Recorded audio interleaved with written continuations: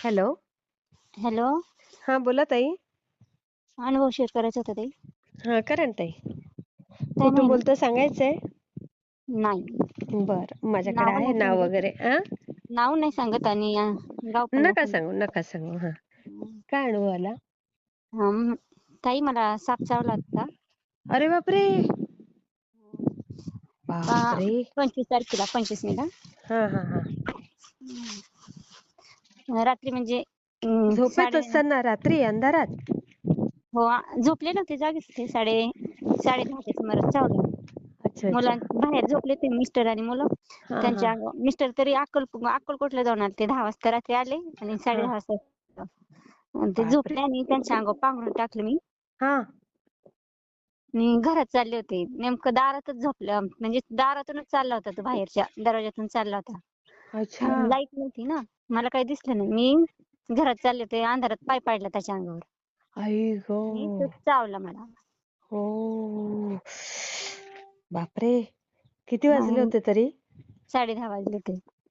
बापरे! मग एवढ्या रात्री काय केलं हो ताई?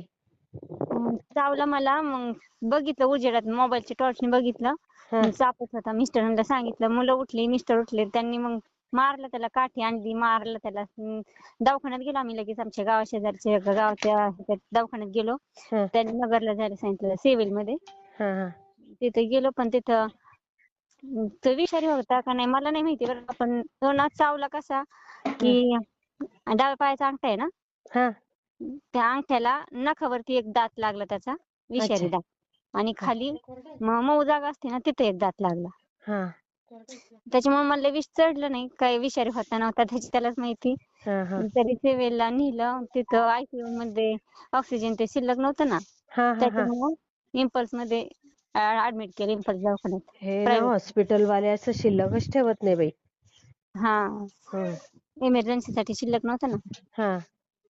मग प्रायव्हेट मध्ये गेलो आम्ही. हां. तिथे झाले उपचार, झालं सगळं क्लिअर बापरे! झालं, बरं पण झालं. बराच वेळ गेला असेल ना ताई तेवढ्या ह्याच्यात? नाही, अर्धा पाऊण तास गेला नगरला मग ते जाऊपर्यंत. बांधलं होतं का जिथे चावलं तिथे असं? कपडा नाही, वगैरे? मला ना दंश थोडासा झालता, लय नव्हता झाला. तो साप पण बारका होता. तरी पण, कारण की आमच्या गावात 6 महिन्यापूर्वी ती घटना घडली होती. एका मुलाला असंच चावलं होतं. अच्छा, अच्छा. त्याला हां. पुण्याला ऍडमिट केलं तरी नाहीच हाती लागलं. मग असं लोकांचं ऐकून भीती वाटते ना आपल्याला पण. हो, हो. बरोबर आहे. त्याच्यामुळे मग लगेच दवाखान्यात नेलं, नगरला ऍडमिट केलं. 5 दिवस होते ऍडमिट हां. प्रायव्हेट मध्ये. अच्छा. तरी दवाखान्यात जाताना स्वामी समर्थांचं नाव, तारक मंत्र ते सगळं चालूच होतं. बाई गं! खरं आहे हो. म्हणलं स्वामी समर्थ, मला काही नाही झालं. मी अशी आहे अशी माघारी आले ना, मी अनुभव शेअर करीन लगेच. लगेच नाही झाला अनुभव शेअर करायला. हां, हां. झाला 15 दिवस उशीरच झाला. हां. म्हणलं नाही पण अनुभव शेअर. बाबा जीव वाचला. ते सापाचं आपल्याला कुठे काय कळतं हो, कोणता कसा आहे आणि काय? आपल्याला नाही कळत आता किती किती का विषारी असतात ना, हो. विषारी बिनविषारी काही माहित नसतं ना. बरोबर, बरोबर. पण वाचलं बाई. तेच ना. मला झालं ते बरं झालं ना. माझ्या पोरं होती, मिस्टर होते. कुणाला झोपेत झालं असतं, काही केलं असतं ना. आणि तसं बरोबर. काही गेला असतं असं सरळ कुठे गेला असता, हातरुणात शिरला असता, काही झालं असतं ना. काय आहे खरंच बाबा. मग अंगावर तेच शहारे ना. येतात बाबा हे तुम्ही सांगितलं तर. हा, बापरे! म्हणजे स्वामींनी लय टाळलं हे.